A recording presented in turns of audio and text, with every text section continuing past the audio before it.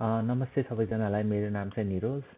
आज तपाईँहरूलाई म अस्ट्रेलियामा बसेर नेपालीहरूले स्पेस एक्सको आइपिओ कसरी भर्ने, कहाँबाट भर्ने भनेर देखाउँदैछु। तपाईँले स्पेस एक्सको आइपिओ भर्नको लागि तपाईँसँग कमनवेल्थ ब्याङ्कले प्रोभाइड गरेको कमसेक ट्रेडिङ प्लेटफर्म चाहिँ हुनुपर्छ। त्यसमा तपाईँको एकाउन्ट हुनुपर्छ। कमसेक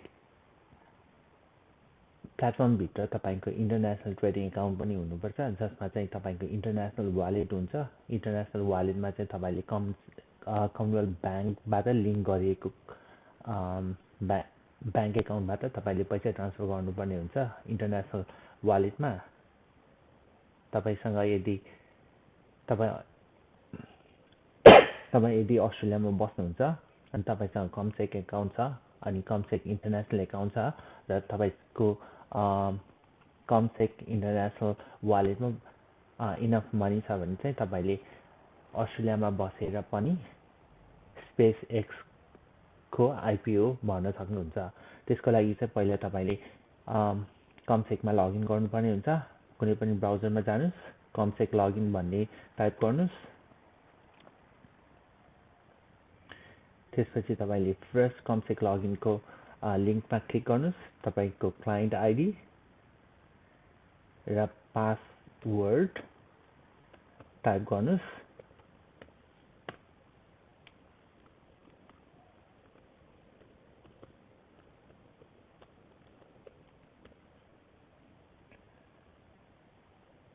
लगइन गरिसकेपछि यदि तपाईँले यसै एउटा नोटिफिकेसन जहाँ चाहिँ स्पेस एक्स आइपिओ एप्लाई गर्न भनेर एउटा नोटिफिकेसन आएको छ भने त्यो एप्लाई नाउमा क्लिक गरेर एप्लाई गर्न सक्नुहुन्छ।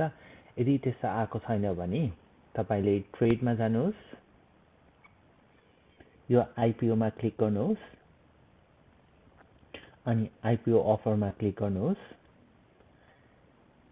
तपाईँले यो आइपिओ अफर भन्ने सेक्सनमा चाहिँ अहिले के को आइपिओ आइराखेको छ र प्रिभियसली पासमा के को आइपिओ आएको छ भनेर यसरी डिटेलली हेर्न मिल्छ। अब हामीलाई चाहिँ स्पेस एक्सको आइपिओ भर्नुपर्ने भएकोले चाहिँ यो स्पेस एक्सको आइपिओ भर्ने ठाउँमा एउटा download the Australian prospect and apply भन्ने लिङ्क छ, त्यसमा क्लिक गर्नुहोस्। तपाईँले क्लिक गरिसकेपछि तपाईँले एउटा पेजमा लानेछ, एप्लिकेसन पेजमा लानेछ, जहाँ चाहिँ तपाईँको रेसिडेन्सी कन्फर्मेसन गर्नुपर्ने हुन्छ। त्यसको लागि चाहिँ तपाईँको कन्ट्री अफ रेसिडेन्सी प्रोभाइड गर्नुहोस्। किनभने तपाईँ अस्ट्रेलियामा बस्नुहुन्छ, अस्ट्रेलिया चुज गर्नुहोस्।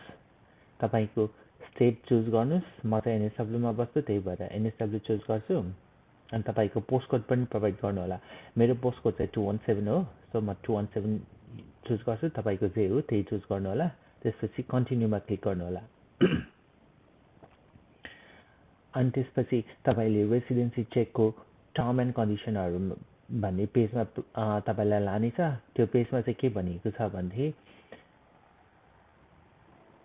तपाईँ अस्ट्रेलियन रेजिडेन्ट हुनुपर्छ तपाईँले स्पेस एक्सको आइपिओ भर्नको लागि। अनि यो स्टक चाहिँ अस्ट्रेलियन स्टक एक्सचेन्जमा लिस्टिङ हुँदैन, तर नास्डाक स्टक मार्केटमा लिस्टिङ हुन्छ, जुन चाहिँ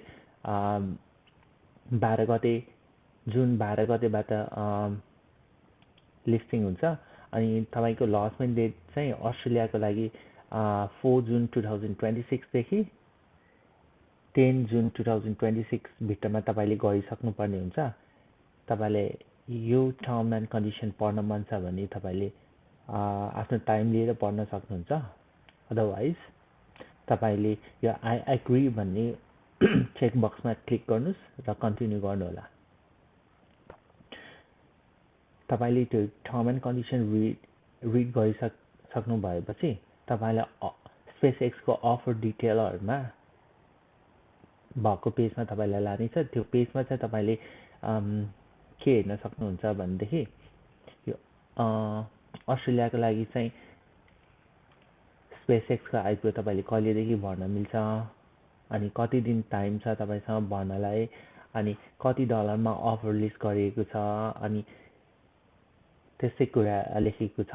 जस्तै फर इक्जाम्पल यहाँ चाहिँ के भनेको छ भनेदेखि तपाईँको आइपिओ प्राइस $135 इन्डिकेटिभ प्राइस भनेको छ, जुन चाहिँ अन्दाजी प्राइस हो $135. It's not the final price. So final price अर्को अरू नै हुनसक्छ भनेको छ. अनि अर्को कुरा चाहिँ तपाईँले अहिले 135 भनेर इन्डिकेटिभ प्राइस भने पनि त्यो डिस्ट्रिब्युसन गर्ने टाइममा the price may be different than $135.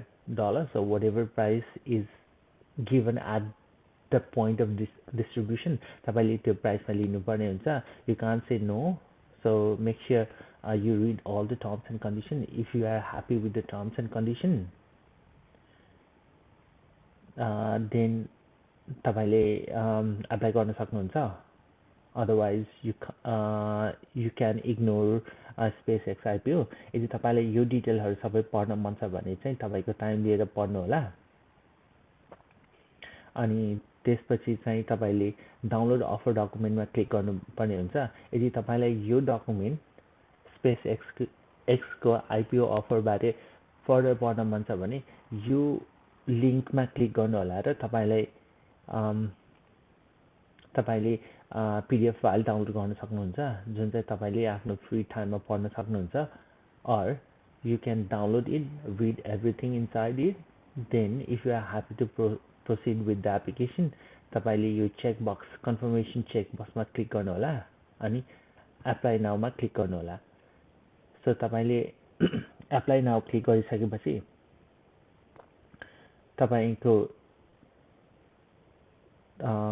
Account detail provide गर्नेछ जहाँ चाहिँ तपाईले कति अस्ट्रेलियन डलर वर्थको शेयरहरु किन्न चाहनुहुन्छ त्यो तपाईले प्रोभाइड गर्नुपर्ने हुन्छ. फर एक्जाम्पल म चाहिँ $100,000 को किन्न चाहन्छु.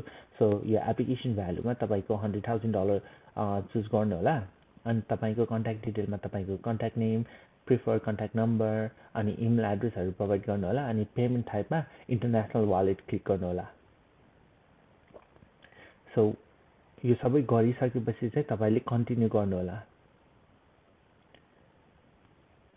मैले कन्टिन्यू गर्दाखेरि मेरोमा चाहिँ एरर मेसेज देखायो किनभने मेरोमा $100,000 छैन.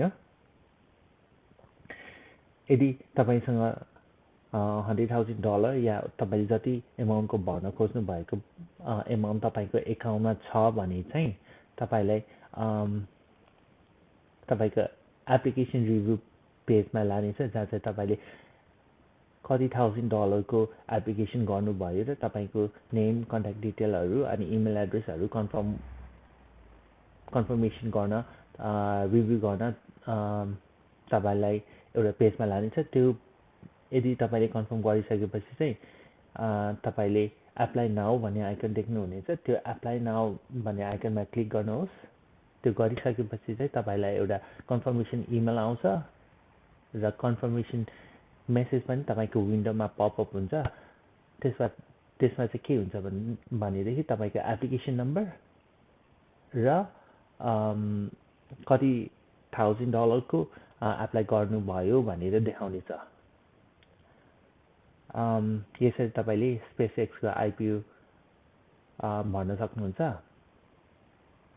अनि यसै अरु पनि इन्टरनेशनल शेयर अस्ट्रेलियामा बसेर अमेरिकामा भएको स्टकहरु कसरी किन्ने बेच्ने तपाईलाई अरु पनि जानकारी चाहिएमा मेरो च्यानल फलो गर्नु होला. तपाईको दिन शुभ रहोस्. धन्यवाद.